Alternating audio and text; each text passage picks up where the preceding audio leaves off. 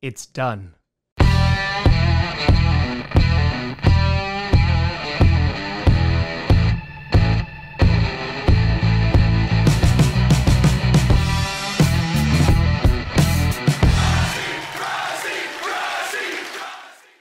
Grossi Posse Packer Nation. Welcome to an episode of Packcast, the podcast where you don't, I do Packers fan, but it sure does help. I'm your host, Tom.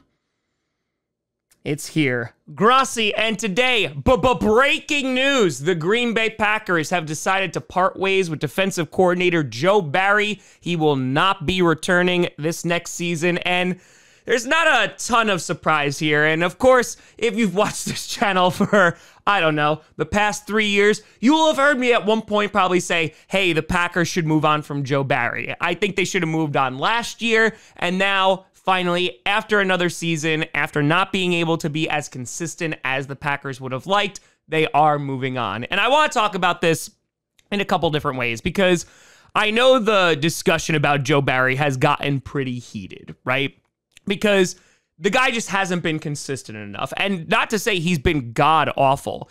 He's only god-awful in spurts, if that makes sense. Because, like, when the defense is rocking, they can hold guys like Patrick Mahomes, a great game plan by Joe Barry. They can hold Justin Jefferson to 80 yards. But when they're bad, they allow guys like Tommy DeVito to go and have a game-winning drive. They allow a Panthers offense with Bryce Young to have the best game they've ever had all season.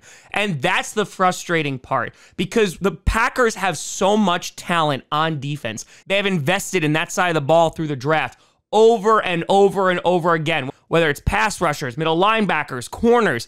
And this year, of course, they decided not to give Joe Barry many safeties to work with. Eric Stokes didn't return, and because of that, you did have some pieces missing in the backfield, including when we traded Rasul Douglas.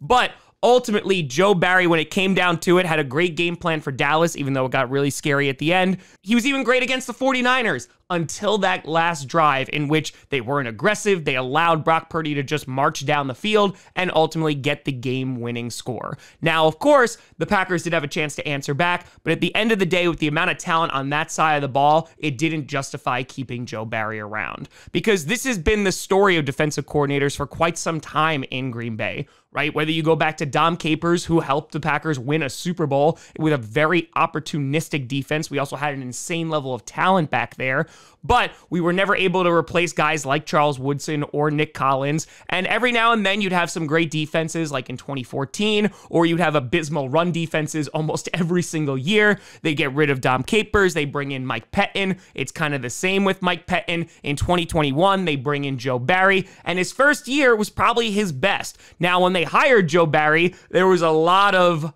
eyebrow raising going, why is this happening? Especially when there's guys like Ejiro Evero, who was also fighting for the job, a young potential DC who could have really helped in Green Bay. And Joe Barry at the time didn't really have the resume to justify the hiring. Of course, was the defensive coordinator for the Lions when they went 0-16, was the coordinator for Washington when they were really bad. And when he got hired, I was like, okay, maybe he makes our middle linebackers better, because that was a drastic area of need and improvement like he did with the Rams. However, in 2021, they were 14th in points per game, they were 11th in rushing yards per game, and they were 9th in passing yards per game. So that first year, they had a top 15 defense in basically every single category, and that allowed them to do really well. They were the 1 seed in the NFC. Unfortunately, it kind of got worse from there. In 2022, points per game went from 14th down to 17th. Rushing yards per game allowed went from 11th to 26th. And passing yards per game went from 9th to 6th. So a slight improvement there,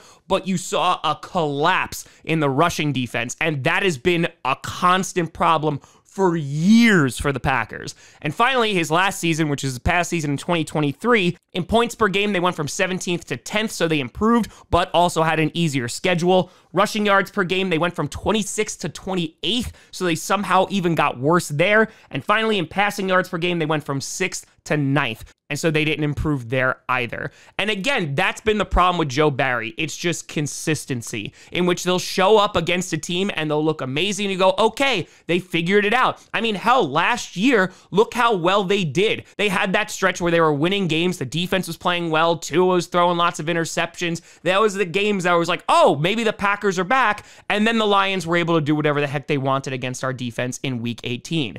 And this year, again, you had stretches where they were so good, but then you had head-scratching moments against teams that really shouldn't have scored against us, and or the Packers were holding them all game, and at the very end, the defense allowed them to score. And at the same time, you cannot blame just the defensive coordinator. There's definitely needs to be improvement on the defense. You need to look at the secondary, corner, safety. That's probably going to be the number one move.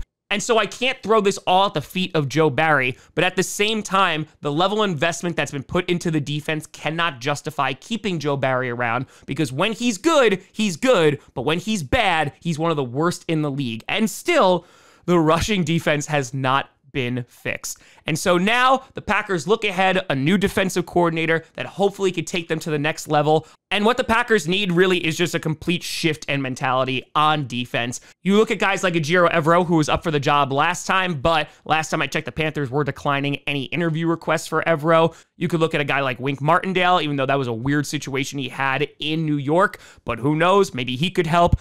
The point is, and this kind of makes me happy, is that Matt LaFleur is not going to settle with this anymore. There was lots of question marks on why we brought Joe Barry back this year, and finally, this was the last straw, and now we are going to be on the lookout for a new defensive coordinator, which I'm super excited about because there's way too much talent on that side of the ball to have these results. And so, yeah, it's a new day in Green Bay. Let's go get ourselves a new defensive coordinator. But let me know what you think down in the comments below. You know, I saw me at Tom Grossi Comedy, all the social media see down below. A big shout out and thank you to all the patrons and YouTube members for supporting this channel. And thank you so much for watching. I'm Tom Grossi. And as always, go Pack Go.